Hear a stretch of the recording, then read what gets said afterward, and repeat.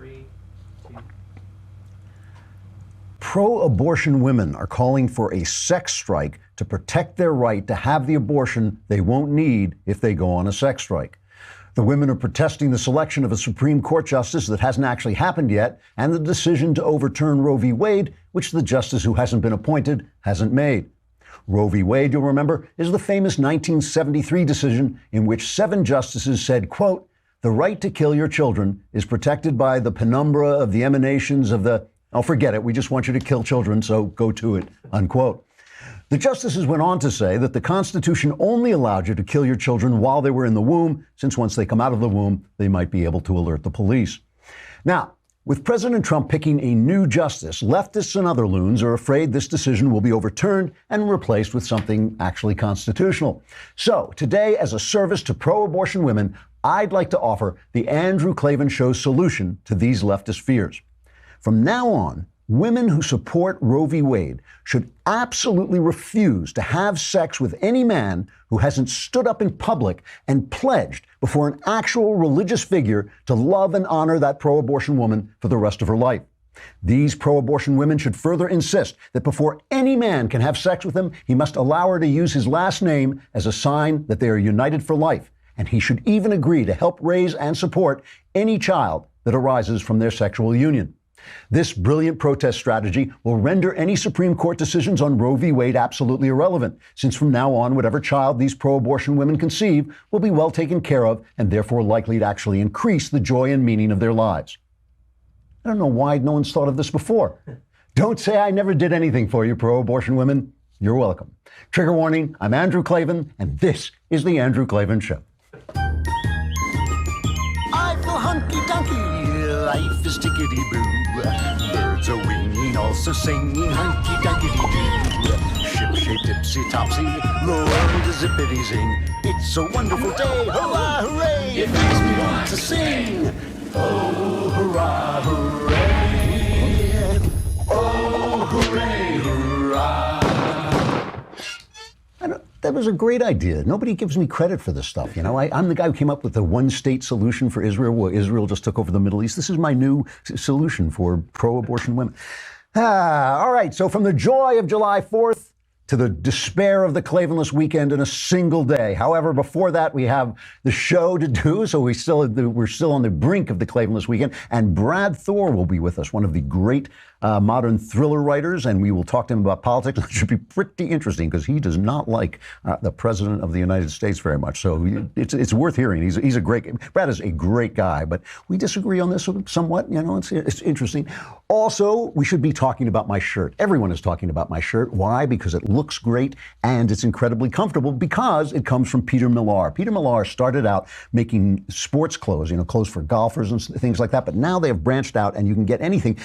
This is the second day in a row I have worn one of their shirts. I wore it at my July 4th barbecue because they are incredible. Maybe because they're built for sportsmen. They're incredibly airy and flexible. You know, you really feel, I'm wearing one now. I think this is called a performance polo. I think that's the name of it. But anyway, it's just really comfortable, flexible, and very airy. And what I really like about them is they're comfortable, but they really are stylish. You can wear them anywhere. You can wear them in a business meeting. You can wear them when you're relaxing anytime you want. This that I'm wearing is the most comfortable shirt. It is one of the most comfortable shirts I've ever worn, truly. And I can say that about everything I've worn from Peter Millar. And you can head over to petermillar.com/Klavan and check out some of my Peter Millar favorites and find a few of your own. Be sure to use my link and you'll receive complimentary shipping and a free hat. That's Peter Millar, MILLAR.com/Klavan. petermillar.com/Klavan. You will look good and they are comfortable. They really are.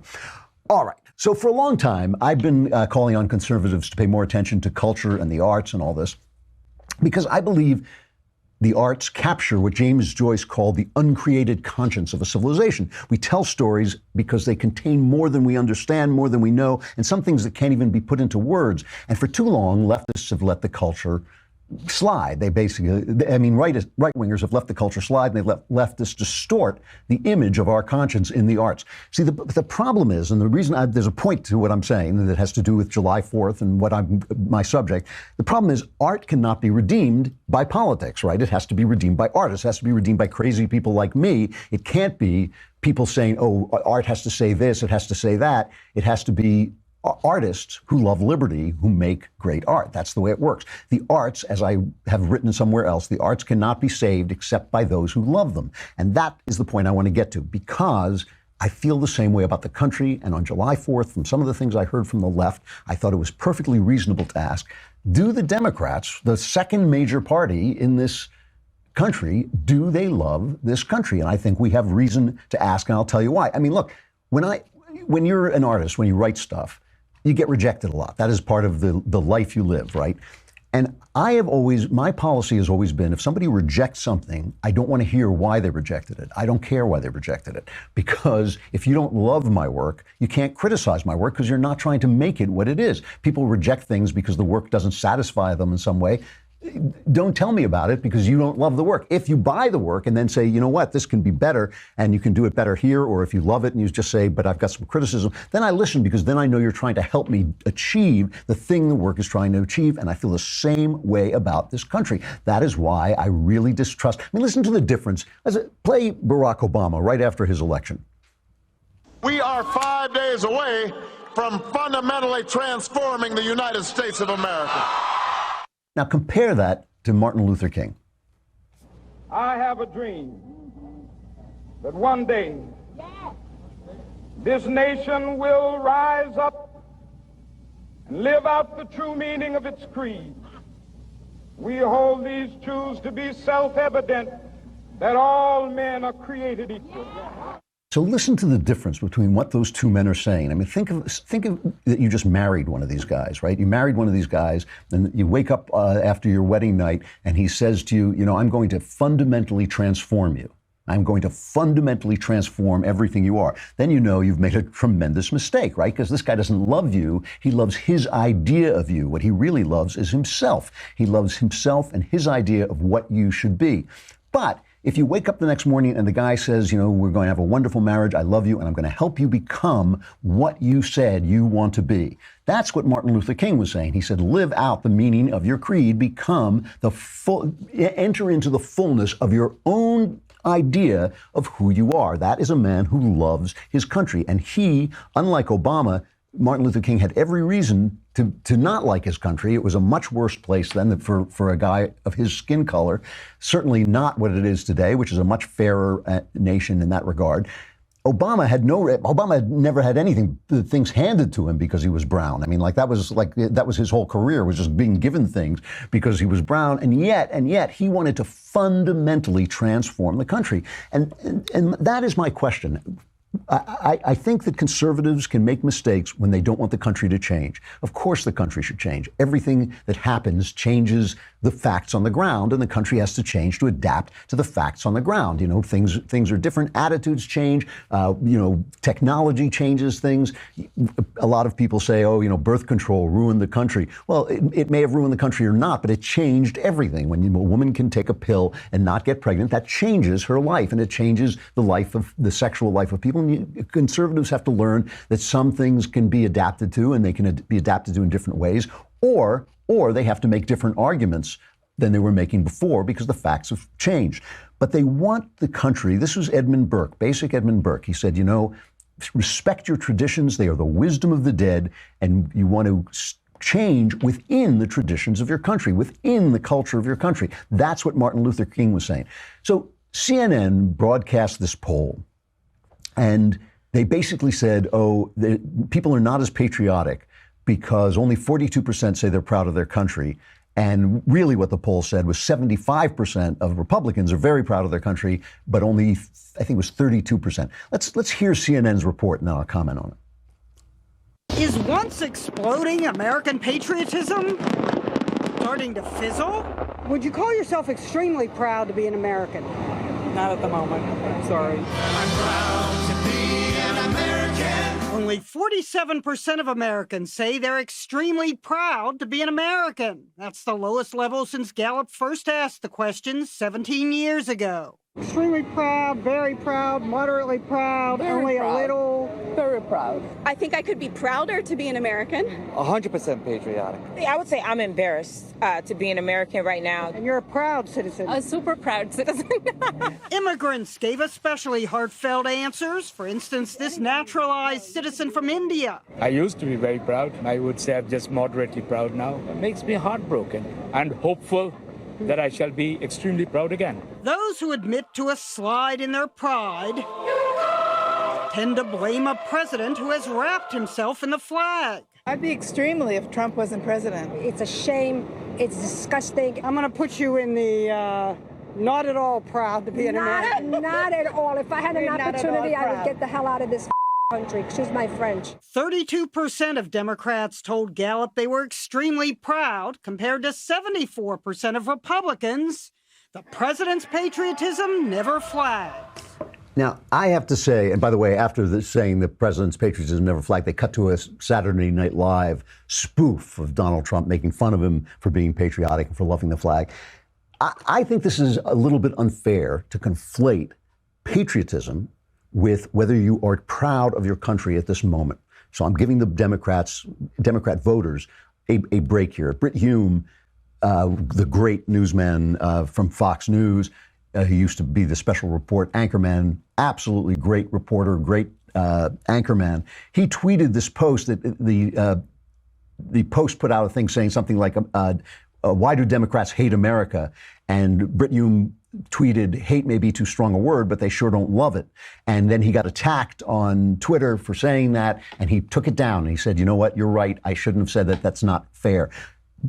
Brit Hume was right to take the tweet down, because you can understand that Democrats, having lost, as they should, they might not feel proud of the country. They might not feel happy the way the country is going. That doesn't mean they don't love the country, right? They may feel it's betraying its values. Obviously, we disagree with them, but that doesn't mean they don't love the country. So this is not a question of patriotism. What to me is, so on the voters' part, on the people who vote Democratic, that I do not think that poll necessarily shows that they lack patriotism. The leadership of the Democrat Party and certain people who are thought leaders, that is a different story. Tom Perez, the guy who is the head of the DNC, right, the Democrat National Committee, he puts out the following statement for July 4th.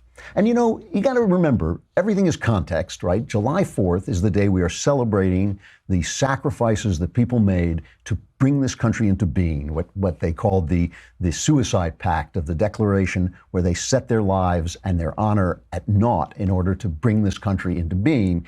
It is right and fitting and proper on that day to celebrate what this country is. It is a country, you know, that when I was talking about the arts and the way they express the uncreated conscience, every now and again, as you reach a place, somebody has to write down what has been gathered from those arts. It has to write down what that conscience is. That's what happened with, for instance, the Ten Commandments. You know, that's suddenly you say, oh, these are the rules we live by. That's what happened with the Declaration and the Constitution. They said, this is what Western civilization boils down to. This is what all the great arts that we've had, all the great music, all the great politicians, all the great precedent before, it boils down to this, to these documents. So that's the day we're celebrating. And here comes Tom Perez on this day, on Independence Day, with the Democrat comment. He says, nearly 2.5 centuries ago, a band of patriots gathered in Philadelphia to declare that all men are created equal. Our nation has changed dramatically since those words were first written. Generations of brave Americans have fought to expand the promise of equality for more Americans. As we celebrate our nation's independence, we recognize that America's founding promise remains out of reach for too many families. Too many members of society are still struggling to find a good-paying job. Well, first of all, that's not true. We are missing workers. It is workers we need because we have so many jobs. Why? Because Donald Trump has created an economy that is creating jobs out the wazoo. So the Tom Perez is just wrong about that, all right? He says, too many members of society are still struggling or get the health care they need. Too many women, LGBTQ Americans, people of color, and people with disabilities still face inequality and injustice across our society. Once again, just on factual basis, untrue.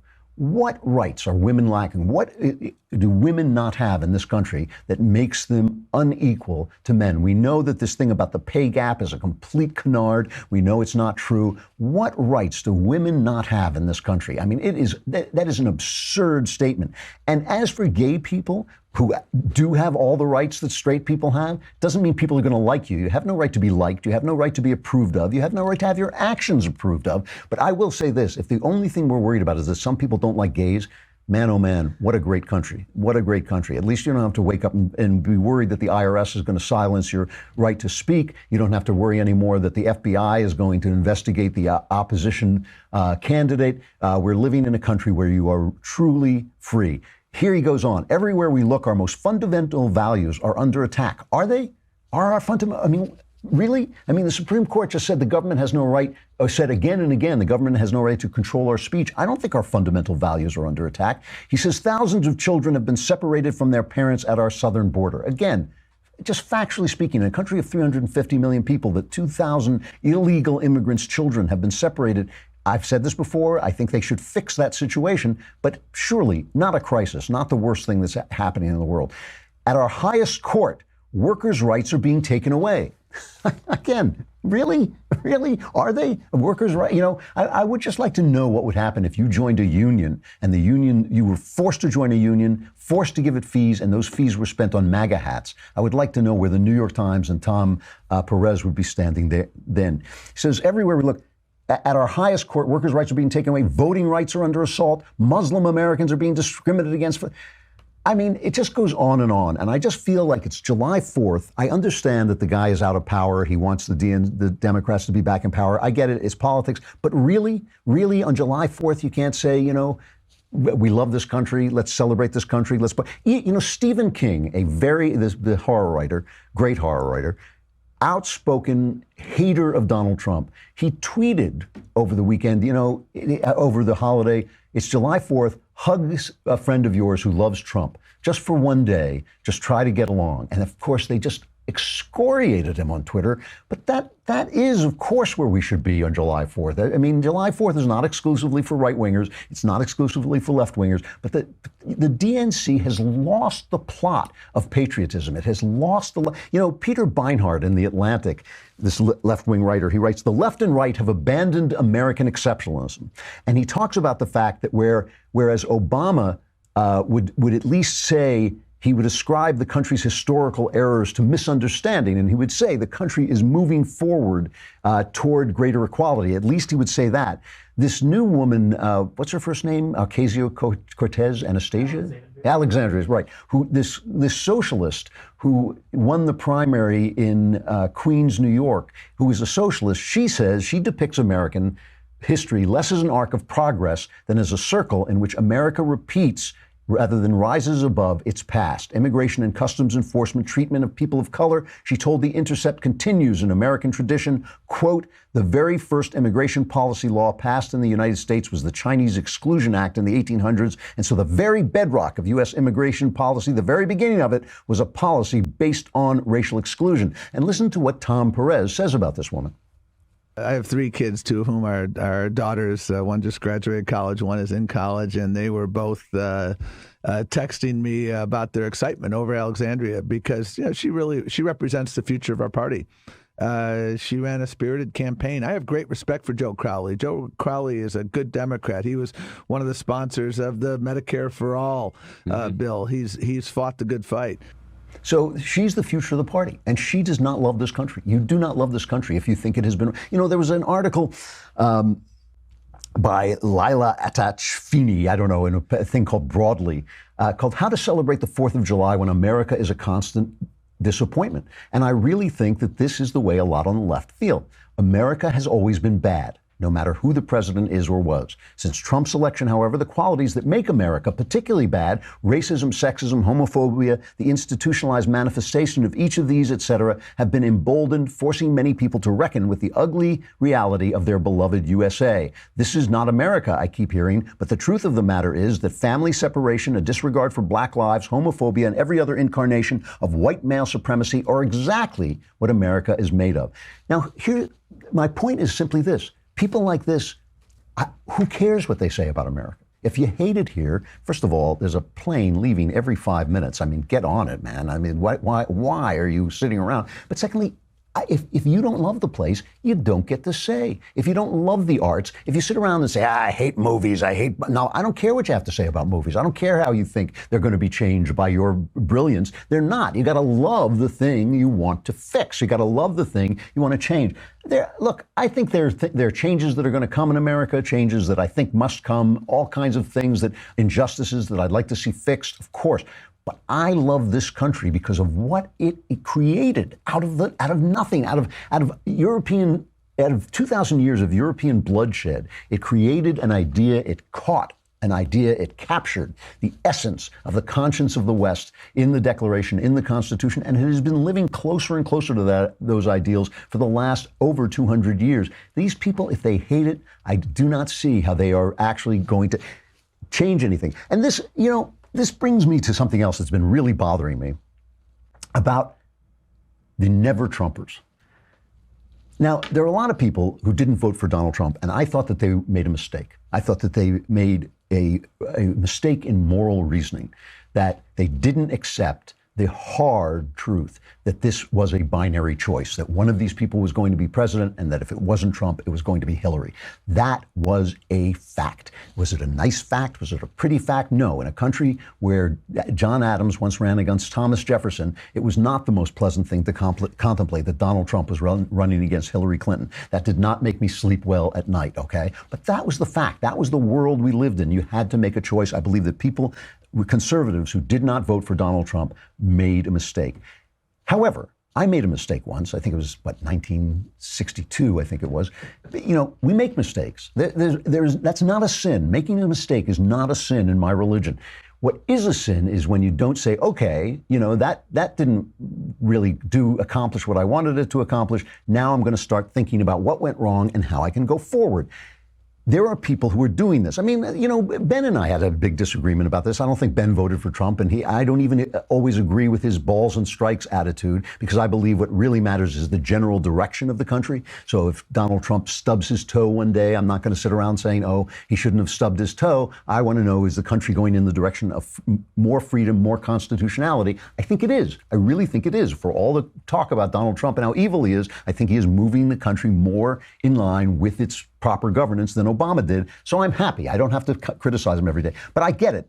Ben has taken an absolutely honest approach to this. And I just feel that a man has a conscience. He acts on his conscience. He makes mistakes. And then he readjusts his ideas of reality. And that's what I feel a lot of guys are doing. Ben, Jonah Goldberg is the same way. I have utter respect for what they are doing, and I do not feel that they should be somehow assaulted. Two of my friends who I really like, John Nolte and Kurt Schlichter, go after never-Trumpers. I mean, in terms of Nolte, who, the next time I see Nolte, I got to talk to him about this. He sends out these tweets where he just calls them these horrible, horrible names. I don't think men of conscience like Ben and Jonah, who had real problems, and I had real problems with Trump, right? I voted for him because I thought it was a binary situation, and I've said I was wrong even in some of my criticisms of Trump, because he's been much better than I thought he was. I have no problem with being wrong on occasion, that just happens. So I just think that you've got to respect good people's conscience, I mean, this is part of it. You cannot argue with me that I or Ben or Jonah don't love this country and aren't trying to get something good for it. I will listen to anything they have to say. Now, there are other people like Bill Kristol over at the Weekly Standard, who said he would prefer the deep state to the Trump state. And he has just gone on and on. George Will, another one. I mean, I'm not saying George Will isn't a patriot. I'm just saying that listen to what he says. He now says that we should all vote Democrat. If you now vote for Republican candidates, you are voting essentially you can't pretend there's pluralism. You're voting to affirm this man in his leadership of the party. And I believe it's important for the future, such as it might be, of the Republican Party, that they pay a terrible price for what they're doing. Are people that like Senator McConnell, are they waiting him out? Sure. Senator McConnell says, look, I have a job to do, and I can exercise my Article I powers in collaboration with his exercise of the Article 2 powers to change the nature of the Article 3 institutions in the country, the federal courts. Senator McConnell rightly says often, we in the Senate are in the personnel business. It is our job and the powers of advice and consent to shape the federal government. And he proceeds to do that, knowing that the president is not his choice. See, here's the thing.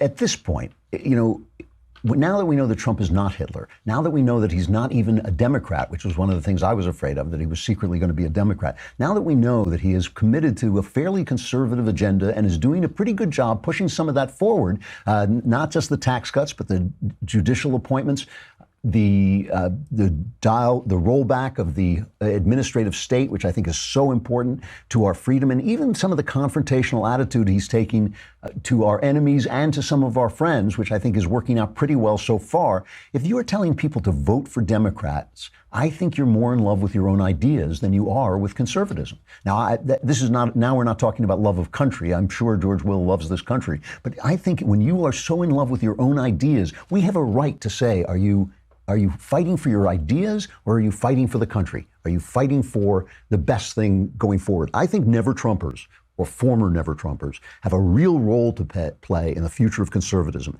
I think they have to start thinking about where they went wrong and what they can preserve of what they thought. Because I do think that some intellectual conservatism got too much in its own face, got too much like people sitting around in bars having a conversation and not enough about the people who were out of work and who were suffering and who were afraid in the middle of the country. And Trump spoke to those people when conservatives did not speak to them, when Ted Cruz somehow couldn't reach them. And I think, it's very important that people who were supporters of Ted Cruz, as I was, I think it's important for us to think about, okay, what can we preserve of our conservatism and still reach these people who are on our side and who are on America's side? So I just think like these vicious attacks against people who didn't support Trump in the election, I think are really misguided. I think it is different to be a Bill Kristol or a George Will who are so in love with their own ideas, so in love with their own pristine morality that they can't just say, okay, now we're dealing with this reality. They can't shift to reality. That's one thing. But the people who didn't vote for him in the first place, I do not think they deserve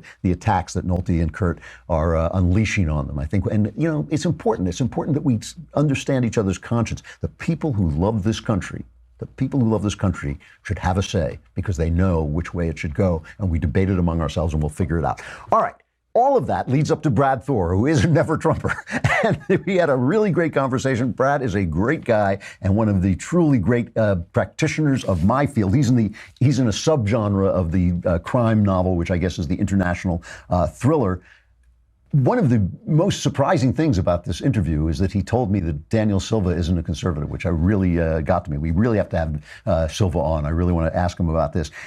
Thor is a New York Times best-selling author. He wrote Use of Force, Foreign Agent, Code of Conduct, many more. He's been hailed as the master of thrillers by BookReporter.com and the ultimate thriller writer by Suspense Magazine. His latest book is Spy Master, a continuation of his Scott Harvath series, and is out now. These things, if you pick them up, you're not going to put them down, so they're really great. Here is Brad Thor. Brad Thor, thanks for coming on. It's my pleasure. Good to see you again. It's good to see you, too. Yeah, you're looking good. And I love the flag. It frames you perfectly. Yeah, it's very nice. A buddy of mine flew that for me over Abu Ghraib before they closed it in Iraq on the 4th of July many years ago. So it's special. That's great. Well, let's talk about the things that matter first, namely your new book, Spy Master. They only sent it to me yesterday, so I haven't read this one, but I've read many of your books. You are just among the best. What can I say? You're among the best thriller writers out there. Give us a quick synopsis of the plot. So synopsis of the plot is war-weary American public, after being through Iraq, Afghanistan, we find out that something is up. And if war is hell, what would you be willing to do to avoid war? Would you be willing to break all the rules, take your best spies, your best operators, and set them loose on the enemy and let the chips fall where they may to avoid actually being dragged into war? And that's kind of the seed from which everything springs. Very cool. I mean, your stuff is so incredibly readable. I almost sat down to read this, and I thought if I'd start, I'm going to be up till 5 in the morning, so I won't do it. Thank you. Now, you're one of, I think of you as one of the great triumvirate of conservative international thriller writers, Daniel Silva, the late Vince Flynn. Whoa. Silva's not a conservative. Is he not? No, Silva's no conservative. Oh, okay. Well, I take it back. Unless I am completely wrong about Daniel Silva, and I don't think I am, but I do not think Daniel Silva, from what I understand, is anywhere near being a conservative. Because he's so pro-Israel. I mean, all that guy does is go around killing the enemies of Israel, which is everybody. Yep. So he kills Dutch people, you know. Yeah. No, I think, and again, I don't know him personally. I know some people that know him, and I don't mean, whoa, he's not conservative as an insult to him. Yeah. Because of course it is a great compliment to be referred to as a conservative. So, yeah. But no, I do not think, with all due respect, and I mean that to Daniel Silva, he's a very talented author and an incredible gentleman from everything I've heard, and I have not met him, but my understanding is he is not a conservative. All right, well then I'll burn his books. So it's down to 2. It's gone from a triumvirate. Now you're down to 2. No, well, wait, you got, there was Tom Clancy. Clancy, yeah. No, Clancy was a conservative. So what is it about this particular genre within the genre that attracts what we would call politically mature and intelligent people? I like that. I like that a lot. I'm gonna put that on the next book. Politically mature. Andrew, I think it's a belief between that there is good and there is evil, and that you have to make a choice between good and evil. I think, we see a lot of this in the gun debate, right? So if you talk to friends on the left, it's all about how the gun is evil. The person, we don't make the person take responsibility for their actions. It's the evil black rifle or whatever. Whereas on the right, if you listen to Dennis Prager or anybody else, they'll talk about it as a constant battle for each individual to choose between good and evil. So I think the belief that sometimes you have to do difficult things that involve force in the name of good, I think that's, Sebastian Junger is probably one of the most fascinating people I've ever met on the left as far as authors are concerned, because he believes in war.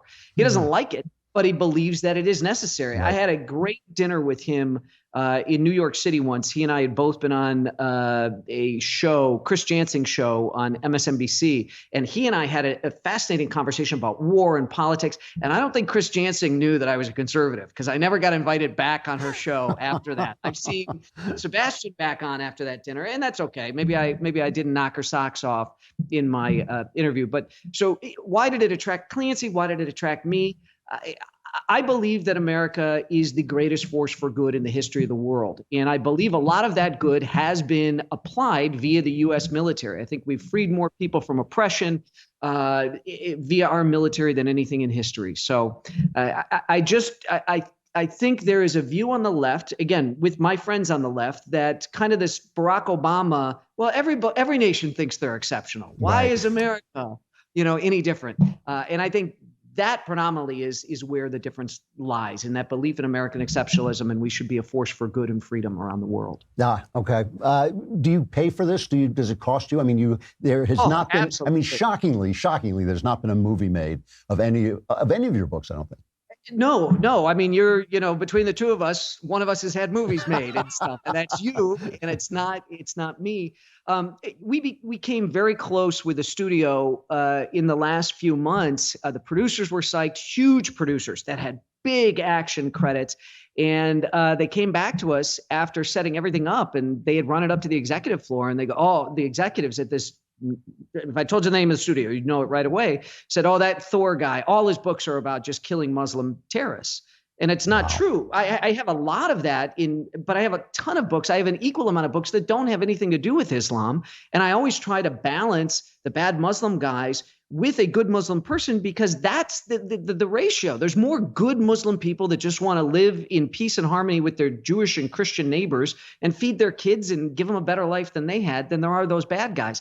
So Hollywood, there's a lot of cowardice, particularly at the studio level. You think? In Hollywood, they want to dictate the culture to us. And it's fascinating because my dad recently gave me a huge bestseller, big New York Times bestseller that he found in his library from the, I think, late 80s, early 90s, about how Jewish people created Hollywood. And when you look at the old studio heads and how a lot of them were immigrants to America, these Jewish movie moguls shaped the American dream. They weren't allowed into country clubs, so they created their own clubs. They all voted Republican, and they helped give us some of the great iconic movies of the 40s and really helped shape that American dream. So I'm disappointed. probably more than disappointed, I'm frustrated because I know my books would do very, very well. I know I've got a huge audience. And it's just getting beyond that bias in Hollywood. And I'd love to see President Trump turn his ire from kneeling NFL players and Harley Davidson to Hollywood executives. I'd actually contribute to his campaign. So President Trump, if you're listening, I will contribute to your campaign if you focus that laser Twitter account of yours on the studio heads in Hollywood. You will have my full support for the rest of this term, and I'll work to get you elected in 2020. All right, let us talk about President Trump. Breaking news here, Andrew. Yeah. It's going to be the big block out of this interview. Oh man, you have no idea. So let us talk about our esteemed president. You're not a fan, I would say. No, and in fact, before I came on, I was just thinking about this Harley Davidson thing, where he's threatening to put him out of business with taxes and tariffs. It is amazing to me. We complained throughout Barack Obama's 2 terms that the media never criticized him and his followers never criticized him. Mm-hmm. Well, now we've got a certain group here on our side, right of center, where they refuse to criticize President Trump no matter what he does. So how is threatening to put Harley Davidson out of business with taxes and tariffs any different than Obama picking winners and losers with Solyndra, where he's offering them government-backed loans? It's the flip side of the same coin. And I think we ought to be free as Americans to call out things we disagree with, which has been stunning for me. The tribalism, it's almost like we've got 2 camps on our side now. There are the rabidly pro-Trump people. I don't know any never Trump people. That ended when he won the Republican primary. I mean, I was a Rick Perry guy. Trump won. Down to the end, I didn't think he was going to be a good president. I was worried about a lot of his tendencies. He was pro-assault weapons ban a long time ago. His answers to everything was big government, tried to use eminent domain to squeeze people out of their private property in Atlantic City. There were a lot of warning signs there that thoughtful people should have been able to agree on, yeah, that's troubling. And if those instincts get enacted in office, that could potentially be a problem. So, we talked a little bit off air about, am I running for president? Am I going to do? No, I'm not, because I'd have to be a Republican to primary him. And I don't want anything to do with the Republican Party anymore, because the Republicans told me, Andrew, that if we just gave them the House, things would be different. Then if we just gave them the Senate, then if we could just get a Republican in office, everything would be different. When I let go with that tweet about wanting to run for office and challenge Trump to a debate in the primaries, it was after the $1.3 trillion omnibus got signed. And Republicans told me they would be fiscally conservative. I'm a libertarian, except when it comes to the money and the regulation stuff. And they haven't done it. They lied to me. So, I'm not going to support that anymore. If they in control of Washington can't rein in spending, and they're gonna leverage, they're gonna mortgage my children's future. You and I don't own this country. We are stewards. It's our job to hand this republic to the next generation better than when we found it. $1.3 trillion in this budget, in adding to the debt so dramatically. I don't understand it. The same people that will just bow down and say Trump is fantastic are some of the same people that were screaming like stuck pigs, and rightfully so, about Obama's debts and deficits, as well as George Bush's. But now, here we are. And I think it's an absolute travesty that Republicans can't even get a balanced budget. But here we are. We still have Obamacare. There is no wall. There's no infrastructure stuff going. I like tax cuts. That's great. But I don't like tax cuts along with a $1.3 trillion omnibus. It's unsustainable. What about the Supreme Court, which is just this week has turned out a series of excellent decisions? Absolutely. So in the Janus decision that just came out today, that is a public employee union member from Illinois, which I fled to move to Nashville. Right. So I love that. But here's my thing. Gorsuch, great pick. Okay. But we're getting to the point now where it's like being on a Navy SEAL team, and some guy went in the room first and shot 3 Taliban guys and saved the entire team's life. Okay. Great guy. We like this guy. We want to go out in the field with him again, but he doesn't get a pass for the rest of his time in the SEAL teams. He doesn't get to screw the commander's wife without jeopardy. He doesn't get to steal from the team fund. One good deed, one good action doesn't buy him permission to do whatever he wants going forward. This idea that there shouldn't be due process for people with their firearm rights. There's a lot of stuff that I don't like, but, heaven forbid you say it now. We're so divided even on our side that it's just I've kind of thrown up my hands with Twitter because it's just this big echo chamber and it's so vitriolic. It's troubling to see conservatives in the past actually didn't worship their leaders. They were, even Reagan, they hounded him throughout his years in office when he didn't follow the conservative line. And there is a lot of that on the Trump side. I'm amazed I think he's doing a terrific job. I really do, except I agree with you about the spending, but I think I'm shocked because I hated the guy. I still don't like the guy, but I think he's doing a good job in certain areas. Yeah. And you've got, yes, I agree. And, I'm all in the call balls and strikes, right? So I was on Fox with Dana Perino when ISIS was just getting crushed. And I'm like, great job. And then he sent out a tweet, Brad Thor and Dana Perino, thank you for saying great job. And I'm like, that's the fair thing to do. The first strike he did on Syria, the very targeted missile strike was excellent. So he can do good things, but, he's playing to this 35, 40% base of his. And the job of a leader is not just to support a small group. He represents all of us in the United States. And I really don't see any effort to bring us together. He's almost like a wrestling, a WWE guy, where unless he's demonizing and vilifying somebody else, he can't articulate himself. So it's always got to be, I stand in opposition to this. The Democrats suck, this, that, the other thing, instead of, you've got an incredible bully pulpit there, and I think he should be working harder, particularly with as vitriolic as things are, to bring the country together. Doesn't mean you can't advance an agenda, but he's not really a leader. You can't run the country like you do a family grocery store. You're the top of the org chart, maybe in the Trump organization, and you can tell people what to do, tote that barge, lift that bale. That's not really leadership. That is dictating as the boss. You can't fire me, okay? I'm a citizen of this country. You can't fire me, and you can't fire my Democratic neighbor.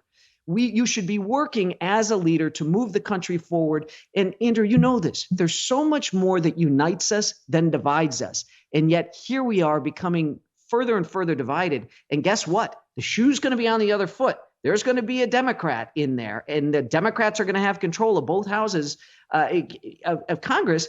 And we will have nobody to blame but ourselves because we didn't behave better while Trump was in office and Republicans controlled everything. The chickens, as Reverend Wright says, are going to come home to roost. I have to ask you this. You left Chicago for Nashville. Yep. Nashville is one of my favorite cities in the world. I published with Thomas Nelson down there for a while. I just love that town. Are you glad you did it? Absolutely. It's 4 years ago this month that we did it. You ask my children why we moved, and they'll say freedom. Listen, Illinois' tax and broadband, they had a sugar tax. If the states are laboratories of democracy, Illinois is a meth lab, okay? They have even worse bond ratings than you do in California. It costs more to borrow money in Illinois. And the problem is that their constant answer for the failures of their economic policies is we didn't go big enough. We didn't spend enough money. And so when you and I were kids, we'd see these cartoons where there are two characters marooned on a desert island and they're starving, and one looks at the other and suddenly he looks like a pork chop with eyes and hands. Illinois politicians saw me and my family as ATMs with eyes and hands. And I just didn't want to, I was paying higher and higher property taxes. There was more and more violence creeping into our neighborhood. I had to tell the babysitter, don't take the kids to the beach. Don't take them to the zoo. Don't go to the park. And I thought, I'm enabling this. And I would do talk radio in Chicago and people would attack me on Twitter. You're going to move. You should stay and fight. You're not a fighter. And I'd say, at what point was it okay for Tina to leave Ike Turner? At what point? So. Brad Thor, one of the masters of the thriller genre. Spy Master is the new book. Thank you very much for coming on. I know a lot of people who are listening are going to disagree with you about Trump, but I also know you're a man of conscience, and I think that's the important thing. Everybody's got to state their case. Terrific. Thank you, my friend. Great to see you, Brad. All right, stuff I like. Like an old familiar snowman, he's a jolly happy soul. So the list of all his likes is just about innumerable. From great films to even better books to reassuring polls. The last name you'll ever hear on this list is Michael Knowles. All right. That was from Austin Ford. You people are out of your minds. It's like, no, it's like, I just actually lost all my faith in my listeners. So I had a really interesting experience the other night. I'm up late, I'm channel surfing, and I come to the movie Cabaret, 1966 musical by Bob Fosse, the great musical director, great choreographer. And I don't know if you've seen Cabaret. It is a movie well worth watching. It is based, there was a novel called Goodbye to Berlin by Christopher Isherwood, a gay guy who was living in Berlin as the Weimar Republic was collapsing, basically. And a lot of these guys a lot of the artists who came out of World War I were gay guys, which is really interesting, very anti the society they were in, very at odds with the society. Wilfred Owen, the great World War I poet, Siegfried Sassoon, a lot of them. And Isherwood charted in this story, it's a novel, but it's based on a true story, about this woman, Sally Bowles, who's a singer at the Kit Kat Club. And it became a play called I Am a Camera, and it then became the musical by Kander and Ebb, Cabaret. And they made it into a terrific movie. I had a personal, I've told the story in the air before, but I'll tell it again. It's a good one. I had a personal relationship to it because when I started out as a mystery writer, one of the first people to give me a blurb was the excellent mystery writer, Sarah Caudwell, the now late Sarah Caudwell. And so we became friends. And she was an English woman. And when I moved to England, we became really drinking buddies at times. She was a genuine eccentric. She may be the single most eccentric person I ever met. She smoked a pipe. She wore these glasses that were so thick. I mean, I always kind of assumed she was gay, but she was always getting these incredible crushes on men. She was not the most attractive, physically attractive person in the world. And she had a voice like a sergeant major. You could not, for the life of me, I could not understand half of what she said. So she would say, Drew, why would you come to me and meet me there? And I would go, I have no idea what she just said to me, but I guess we're going drinking somewhere. And Sarah Caudwell, who was related to Alexander Caudwell, who was the famous left-wing. She herself was very left-wing. She would get so upset when she would hear me talk politics. She'd say, Drew, Drew. She had to bark, and I'd like go flying off the back of my chair. But it's a big lefty family. Olivia Wilde, I think, was Sarah's, the actress was Sarah's great niece, I believe. But her mother, Sarah's mother, was the real Sally Bowles. Sarah's mother was the woman on whom Sally Bowles was based, and she never saw Cabaret because her mother hated it because she said it wasn't fair to the people there. They were just scratching to make a living, and it showed them as being decadent when they weren't decadent. They were just trying to make a living in a very tough economy. And so when I lived in London, Cabaret was put on at the Dunmar Warehouse, a very famous kind of offbeat theater. And Jane Horrocks, a very, very talented singer, actress, and Alan Cummings, who has since gone on to become, you've probably seen him in The Good Wife. He's a big actor now.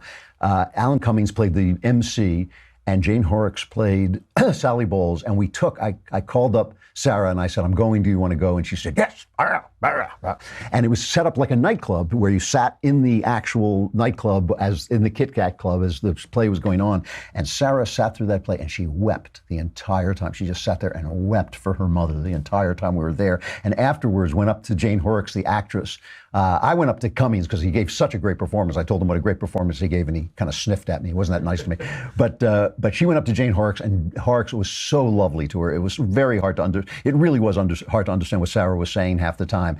And Sarah buttonholed her and kept her talking for 20 minutes, and Jane Horrocks could not have been nicer. It was a very beautiful moment because she was talking about how she played her mother, basically how she played her mother. So the other day, I'm channel surfing, and I come upon this story, and it's a story about this incredibly interesting Sally Bowles and this gay guy who basically goes and stays in her boarding house, in the same boarding house, and gets to know this woman who is committed to being as decadent as she can possibly be. And here's the scene where Michael York, playing Christopher Isherwood, essentially meets Sally Bowles. Ja? Guten Tag, Fräulein. Bin ich bei Schneider? Könnte ich Sie sprechen? Ich suche ein Zimmer. Fräulein Schneider, nix zu Haus. Have you a cigarette, darling? I am desperate. Oh, yes. Yes, I think so. Oh, fantastic. You're American. Oh, God, how depressing. You're meant to think I'm an international woman of mystery. I've been working on it like mad. I was told there might be a room to rent here. Not too expensive, I hope. divine decadence. I'm Sally Bowles. I'm Brian Roberts. Come in, Brian, darling. Oh. Schön. English and cigarettes. Oh, God, I've even begun to think of German. How long have you been here? Forever. How long's that? Almost 3 months. It's the most marvelous boarding house. Marvelous lodgers. Everybody's broke, of course, but who isn't these days? And she's so impressed with her own decadence. They're so impressed with the fact that she sleeps around. She's so impressed with the fact that she knows gay people. She's so impressed with the fact that she knows transvestites and that they're living in this club. And of course, we know that the Nazis are moving in and the society is doomed. And what got me is I was channel surfing late at night and bumped into this movie, which I've seen like 3 times, and I've seen the play once, was how their decadence is nothing compared to the way we live in America today. You can't even understand. You cannot, a young person watching this movie without having any historical reference would not even understand why what they were doing was shocking. The idea that women might be virgins and might be shocked that another woman wasn't a virgin. The idea that it was shocking that they were gay people. The idea that it was shocking that people dressed up as the opposite sex. All of that stuff has become the norm in America. And it made me start to think, wow, you know, their idea of decadence is our idea of Tuesday. You know, it's our idea of an ordinary day.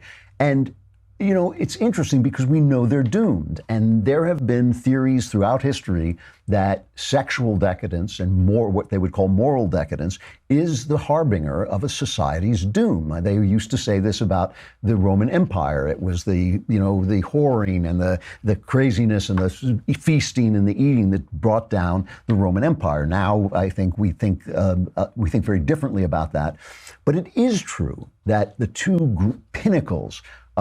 recent pinnacles of Western civilization, the Victorian age and the 1950s in America, were both times of great sexual restraint. You know, it doesn't mean there wasn't hypocrisy. It doesn't mean people weren't doing things on the side or under the radar.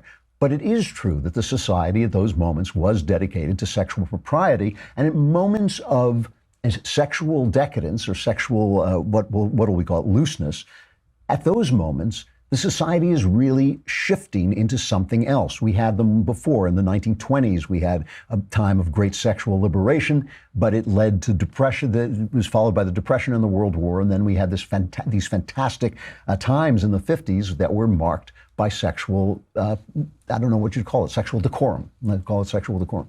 And same thing was true in the Victorian era. Before that, in the 18th century, in the Romantic era, there was a lot of sexual radicalism going on, but it solidified into the sexual propriety of the Victorian age, much more powerful and progressive, in the good sense of the word, age.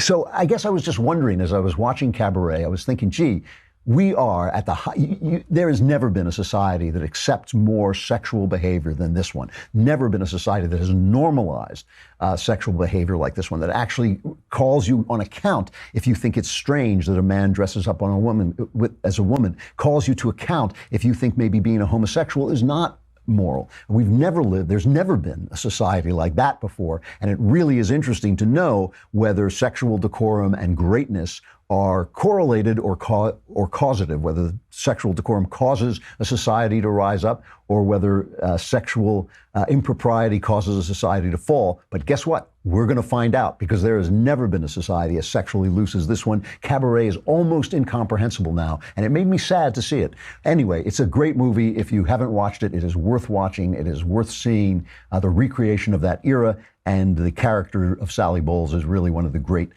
creations. That's it. So fast, so soon, the Klavanless weekend is upon us. Run for your lives, hide for the rest of the weekend.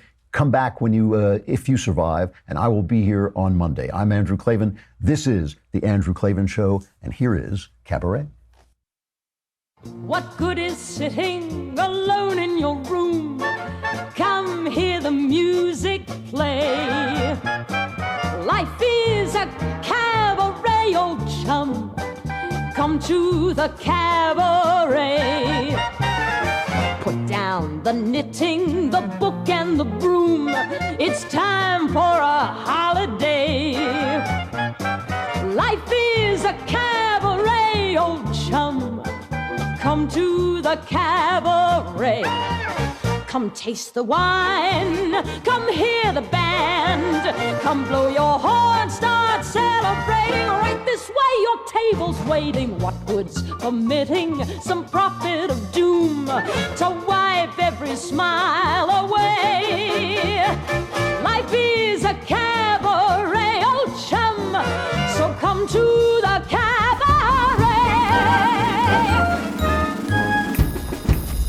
Oh, hooray, hurrah. The Andrew Klavan Show is produced by Robert Sterling. Executive producer, Jeremy Boring. Senior producer, Jonathan Hay. Our supervising producer is Mathis Glover. And our technical producer is Austin Stevens. Edited by Emily Jai. Audio is mixed by Mike Cormina. Hair and makeup is by Jesua Alvera. The Andrew Klavan Show is a Daily Wire Forward Publishing production. Copyright Forward Publishing 2018.